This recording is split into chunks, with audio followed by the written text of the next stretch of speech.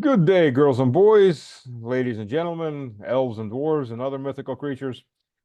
Today with us, we have a new guest, Pierre-Antoine. I'm going to butcher your last name, I'm sorry.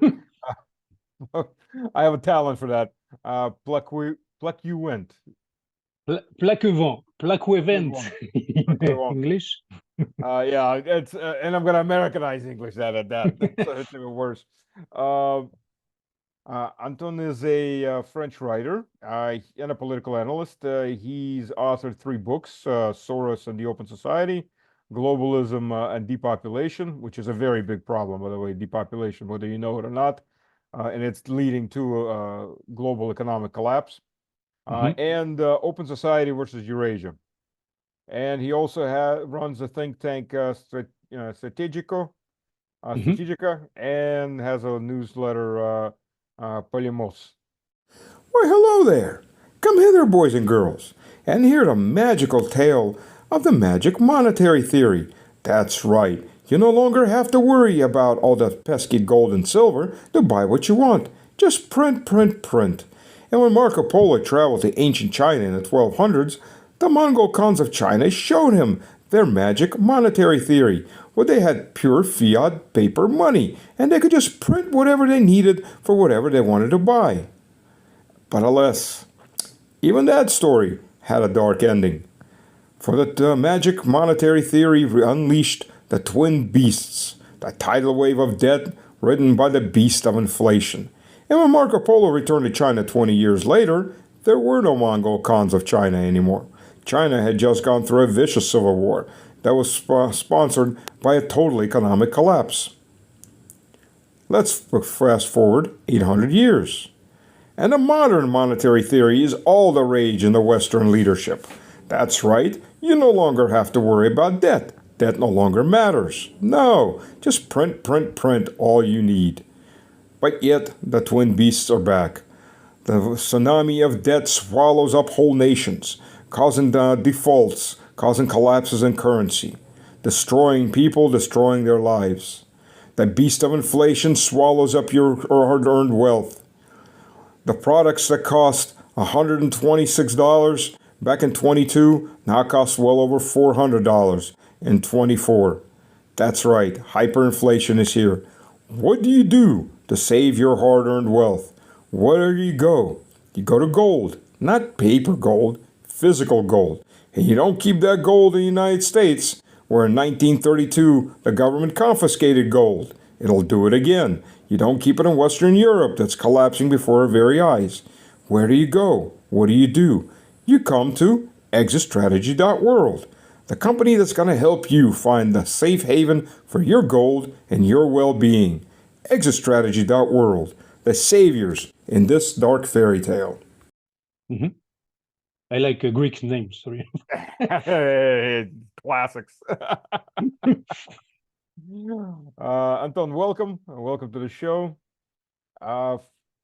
First question. I know everybody wants to talk about the war, and then everybody wants to talk about the Olympics, but I think there's something more interesting to talk about. And no, I'm not gonna bring up Durov, because that's all I've been talking about all week with everybody else, and I've been asked that a million times. So, well, what about the previous elections? Now, not how the elections ran, but the fact is, Macron's party lost the elections, right? So the left coalition won. It's been now what 52 days, about somewhere around there. So yes, at the end of June. Yeah. Beginning of July, yes. And the government hasn't changed. No, it's. So would you call that a soft coup? What do you? It's both. It's many things together. The first thing, it's the illustration, the main illustration of what we are talking about for many years in the alternative and national movement in France, that the power now in the West is no longer belongs to politics, to the classical politics. It belongs to forces behind the political scene. So you can run a country without political government, because now in the West, it's not politics who runs the countries, it's corporations, it's administration. So now politics have fused with administration. So the French state is only a subsystem of a bigger system, which is the European Union. And the European Union itself, it's a subsystem of a bigger system, which is what you call in Russia the political West. So we are in this hierarchy of powers, and in this hierarchy of powers, politics in France are no longer the main sovereign the decision maker. So this is one thing, and the other is you are right. It's a kind of a coup. Macron has disseminated chaos, political chaos in France, and now with this political dissolution, he remains the only stabilized power. So it's good for him. And even before, even in the first election of Macron, the goal of the Macron party was already this. It was already to make the illusion of change, and behind the same structures which reinforce themselves. And Macron has only one goal and one mission. He has been put for this mission, is to continue and to achieve the fusion of the French state with the European superstate. So this is the main mission. And after, you will have progressively, even now, the main decisions are taken in Brussels, in outside of the democratic, pseudo-democratic scene. So now it's like the story, the king is nude, and everyone can see that political power is in other place than parliament. Has this sparked any protests or any concern in the population in general, that after they've had their elections, they've had their say, and their say doesn't mean anything? No, because they have the protestation was the votes for Rassemblement National, for the national movement. Mm-hmm. So and also the votes for the radical left. So the main two politics party now are the national right and the social left. So, but both are not represented or are not taken enough in concern by the center. You have only one power which rules now. It's what we call the extreme center, you know, far center, hard center. That's a new one. I haven't heard that one yet. So it's the hard center will do everything he can do in order to stay in the peripheric, the left, the social left and the national right. And also the other protestation is all the people who doesn't vote because they are not now interested in politics, or they understand it's not a serious political thing. The protests, when you had the yellow jacket years ago, Macron repressed the movement by waves of arrestation, repression, people who lost their eyes, who were fired by the police. So after this, the people understood that now we are no more in a democratic state. And after that, you have the COVID, the COVID planification. It's stopped everything. And then now you have this chaos, and you have also people now are in economic crisis, so they have to survive day by day, and you have now holiday times, and also the Olympic parade. So it's stopped, it iced everything, but you have I think a fire under which is growing, and maybe we will have a surprise during this year, especially because of the economic problem for the people. So for this, maybe the issue for the far center, the extreme center, is to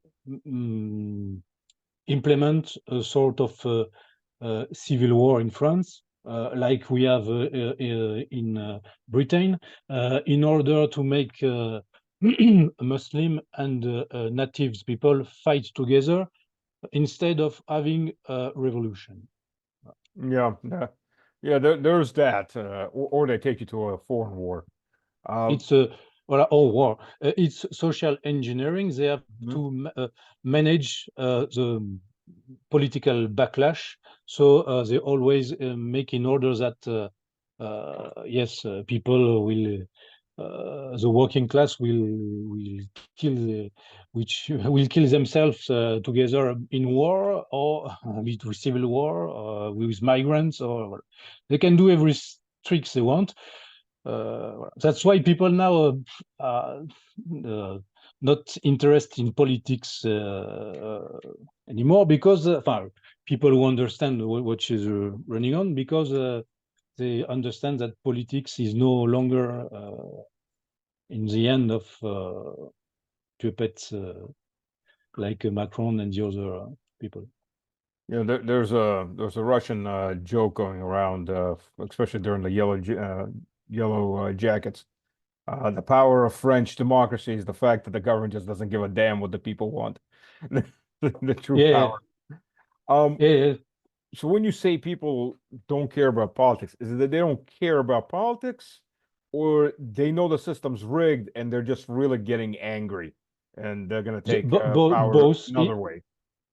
Both things. It depends of which sector of society.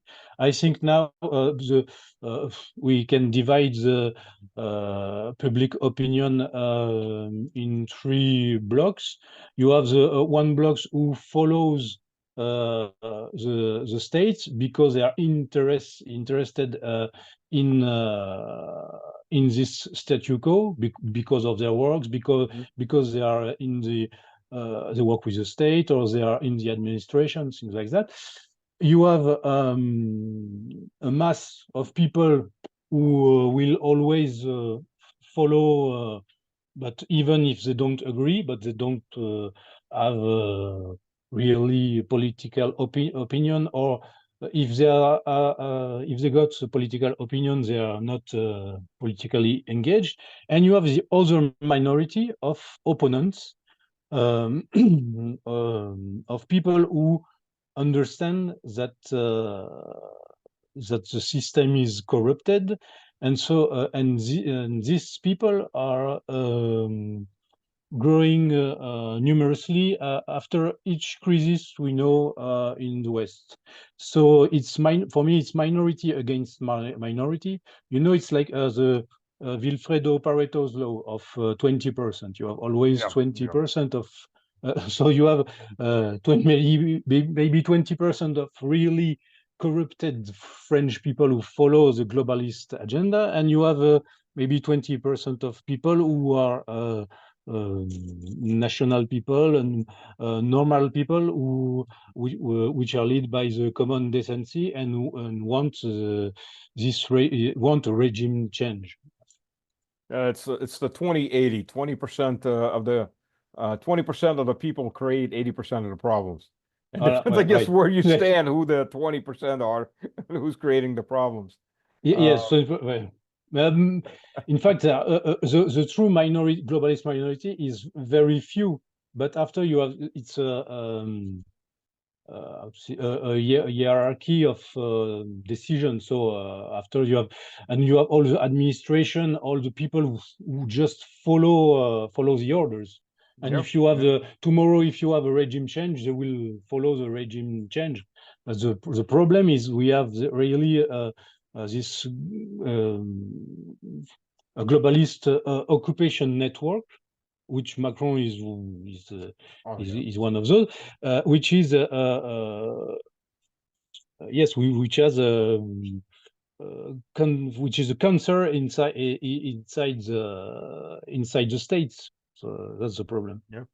Yeah, it's mainly the same. It's mainly the same situation that maybe in the 90s in Russia, 90s of last century. We have foreigner agents which rules the states, and their mission is to take the common goods and give it to foreign corporations. Mm-hmm. France used to have some of the most strict laws on freedom of speech, in that they guaranteed freedom of speech. So it had more so maybe even than the United States back in 100 years ago, back 120 years ago. In fact, a lot of artists, black artists in America, they would go to France because they couldn't perform in America, and they were welcomed. And after World War II, same thing again. And now, seems France has gone into becoming an extreme police state with very limited freedoms. Now we are living in under which I call a globalist occupation government, and really they are implementing laws for foreign ruling class. So now, and it's which is interesting to note that France still use this freedom of speech soft power outside with against in its geopolitical agenda, but inside it's so it's funny because they say like yes, like there are illiberal states. So we are supposed to be a liberal state, and Russia, China, Iran, Turkey, they are illiberal states. Hungary, Orban is illiberal, but in the facts, it's not like this. You are right. Now we are a police state, and but it's far more than a police state, because a police state is just you just have to close your mouth. But now they want you to say what they want. They want you to say like that you agree with LGBT agenda, that you are right with this. So it's really perverse, and it's like they try to make it in the spirit of the collective spirit of the French people, a spirit of denunciation. I heard him to say this, I heard her. So you have to be now careful, because after you have oppression in your works with your neighbor, it's even from your kids.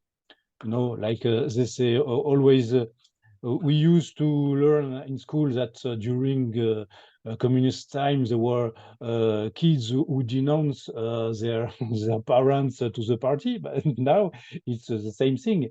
If your kids say something that is not politically correct in the classroom, and the professor ask him where he learned it, and he will say, "Oh, it's my father, it's my mother." Okay, so you will have maybe the visits of social services. I know a Muslim father who is normally France is open borders, is immigration country. But even now, Muslims have a problem with this when they denounce in public school. For example, this father asked to the director, "Why I don't want my son to learn this thing of sexual education with LGBT thing." He said, "Okay, now you are having offending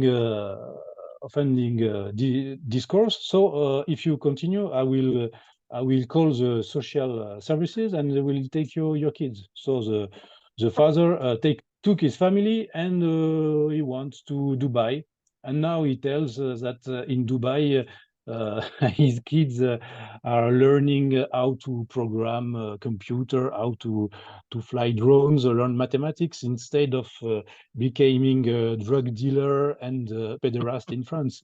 It's so.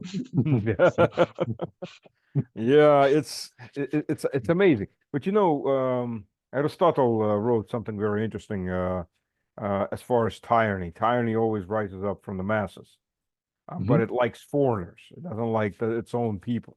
Yeah, right. Foreigners I saw this article. But if they're now pushing out even the foreigners, Right. this is a whole new perspective. So you pissed off your own people, and now you're even pissing off the Yes. foreigners that's supposed to support you. I think it's maybe it will be it can be the difference between France and Great Britain, for example, because in Great Britain there are more how to say this communitarist. In France, we have our identity is more political. So maybe it can be easier to have a common front of people who are upset of this regime, and who transcend their ethnical and religious differences in order to make political confrontation. Maybe it can be the difference between Latin countries like France and Anglo-Saxon countries which are more based on communities and on race. Now let me ask you this, because you said civil war, or there's always the option of the option of war with Russia. That Macron kept talking about sending soldiers. Now there have been quite a few French soldiers killed in Russia. Yeah. Well, actually in Russia too now. In the new territories, the new old territories. I've had friends who came back. I've been up front to the front lines, and guys are saying, yeah, there's French mercenaries, but they're wearing their airborne badges. They're wearing their French badges. They're not necessarily wearing Ukrainian uniforms. Do you think Macron is insane enough to start a full ground war with Russia? And if so, do you think that people will support him? People don't support in France, and I think in Germany and in Italy also, the people don't support war with Russia. They want they are not mainly pro-Russian. They want neutrality, and they want to have a sort of reasonable position between the United States and and Russia or China. And I think which what is this? Stop or make impossible the escalation is the MAD perspective, the mutual destruction perspective with the nuclear weapons.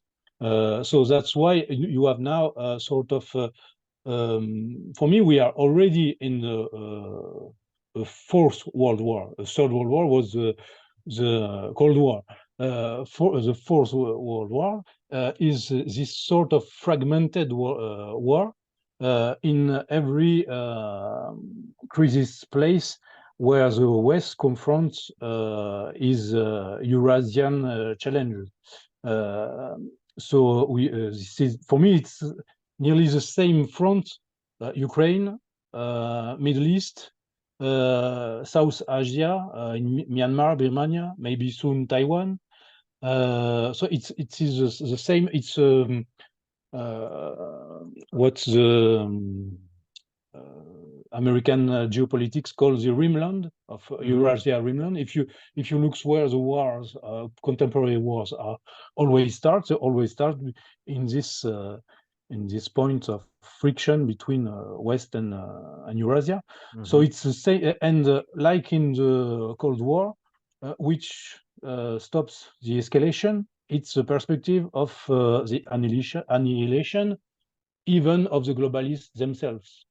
Globalists don't live on Mars, so they maybe are afraid to be nuked, and maybe the perspective to live even in 4-star bunkers for months, maybe they don't know. And when you are, if you have nuclear war, after you have so many destructions that you are not sure that the politics which emerge of this will be in your favor. So I think they are prudent of this, maybe, but the problem is there we have post-Christian elite. Yeah, and post-Christian decision makers who are nihilist,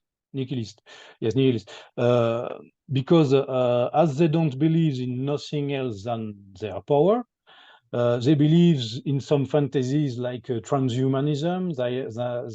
But even with transhumanism, they will die at 100 and a few years, like I don't know, David Rockefeller and others. But they will not live 1,000 years like they want. So I think when they arrive at the end of their perspective, at their life, they are quite nihilist. So they can make a nihilist decision, maybe of acting a global war. Maybe they prefer suicide than giving back their power. And also, if they give back their power, they know they will be judged, maybe by the people themselves, or maybe by a sort of Nuremberg, a new court of Nuremberg, which will maybe, I don't know, in Ashtana or in another place. Do you think they're nihilists or maybe Satanists, or a combination of both? Because, you know, watching the show, the opening show, and the closing show is even worse, of the Olympics, the satanic overtures and satanic themes were just, I mean, you have to be blind to ignore it. Right. And the anti-Christian themes, starting with the supper, the whole group that was out there. The But for me, supper. it's the same, because the main, the great nihilist is Lucifer himself, who refuses the law of God and prefer to destroy himself than to serve God, like in the Milton poems, where Lucifer says, "I prefer better rule in hell than serve in paradise. That's the motto of the globalists, I think. So and now in France, when you see all this, for me, the Olympics celebration was a sort of initiation, a collective initiation of France in their occult religion. Now they want their occult religion becoming the mass religion. When you see also, for example, you've seen the opening of the Commonwealth Games. It was clear. You have a giant bull, which was bring in the stadium, and people dancing nude around the giant bull. So it's they're openly worshipping Baal or ancient deities, so pagan deities. So they want us. And even, you know, when you were talking about depopulation, one of my books deals of this argument. They always referred to Gaia.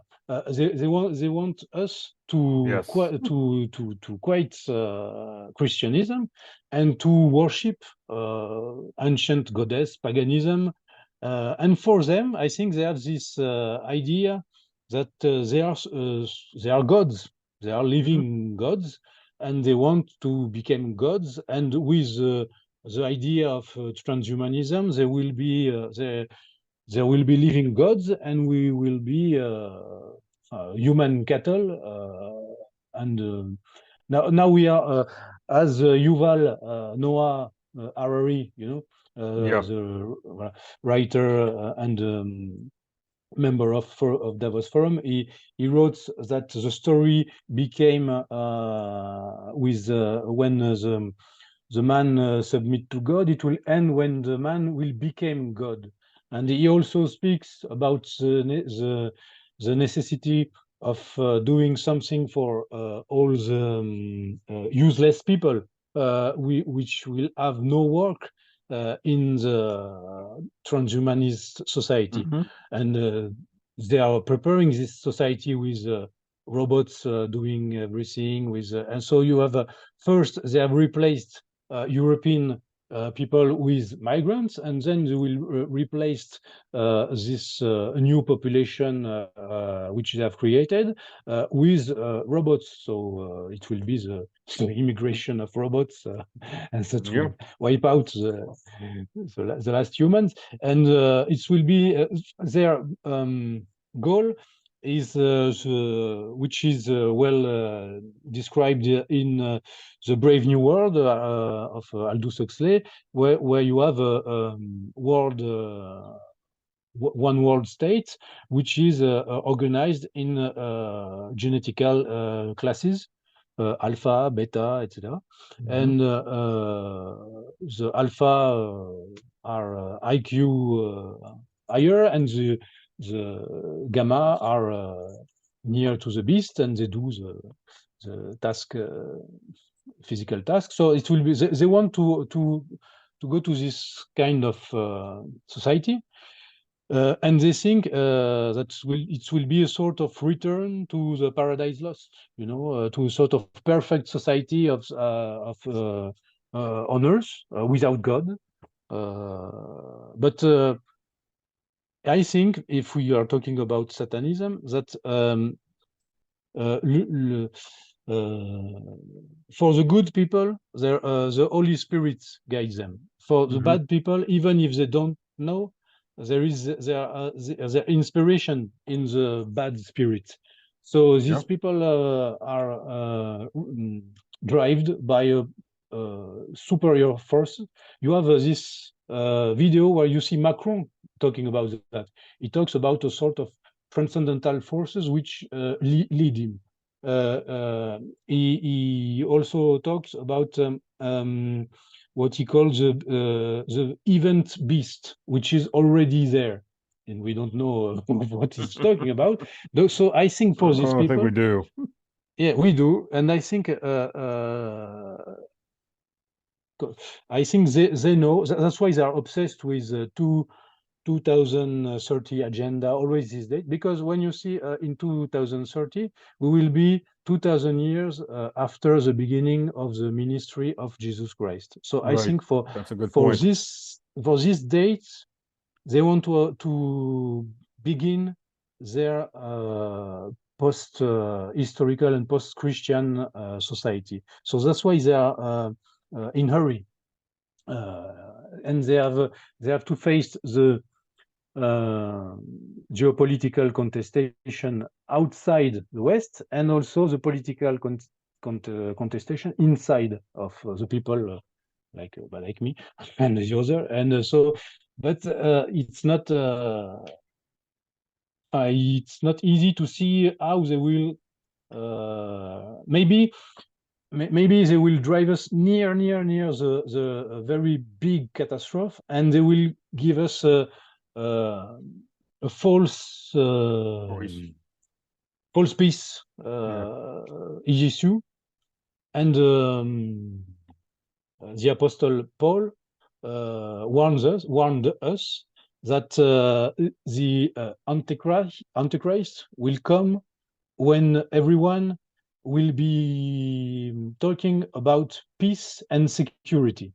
And so maybe it's something we have to stay awake.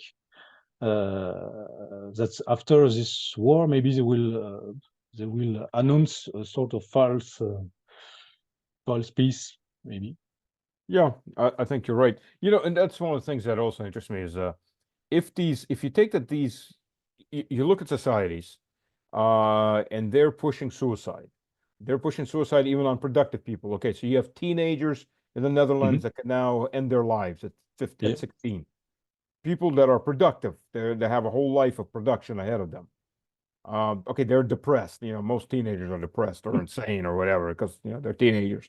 But now they're allowed to commit suicide, government assistance. And if you just look at it, that makes no sense. Old people, disabled people, you can do some utilitarian thinking, oh, they're not producing. Okay. But young people, they're going to be producing. You need them as workers, you need them. But why would you drive them to suicide? But if you look at it, that the leadership is satanic, suicide is damnation, as the church always accepted. Not just the Orthodox Church or the Catholic Church, but same thing. I'm not going to talk about the Protestants because they have 1 million views and they don't know what the hell they're talking about half the time either. They're all But with Jews, with Muslims, it's all the same. Suicide is damnation. Abrahamic, the standard Abrahamic religions. But if you're pushing these people and you're getting them to commit suicide, that's kind of a sacrifice that they're bringing to Satan, a mass sacrifice on a massive scale. So I think you have put the finger of the core of the problem is this. It's which religion they follow. They follow the religion of before the coming of Christ, which was based on sacrifice. And the higher you make the higher is your sacrifice, the higher the retribution will be. And also Lucifer in that cannot win against God, but he can try to destroy. He cannot win the creator, but he can destroy the creature. He tries to destroy the creature. And you're right. The more damned soul he gets, the more he reaches his goal. And I think, and this is leads to now, which is occurring in Israel with the project of rebuilding the third temple. And the temple, the temple in all religious texts, it is explained that when the temple will be rebuilt, that Jewish think that their Messiah will come. For us, the Messiah already comes. So the next will be the Antichrist. So they are preparing for this, and they are preparing also to make sacrifices inside the temple, public sacrifices. So it will now the religion of sacrifice, and I think also the when you poison people with injections, things like that, you are making a massive sacrifice. Yes, yes, absolutely. It's an Holocaust, destroying people for the gods. Yeah, the excess death rates statistics, if you look at it over the last 5-6 years, they've spiked 3-4-fold to what they used to. We are running out of time, but I have one question before got about a minute left. Okay, Macron's wife. There's been a big article. I read how the two journalists, I can't remember their names, but they were threatened by the police. They're being sued. Yeah. In your opinion, is it a transvestite or is it an actual woman? How far has Macron moved his brave new world? The important thing is that now a lot of people, it's also the symptom of the people rejecting Macron. But really, when you looked the globalist agenda, how do you call this? Hermaphroditism? I don't know what to say. The project of making the new androgyne human type is in the political agenda of globalism. So to have already people who are transsexual at the state, at the head of state like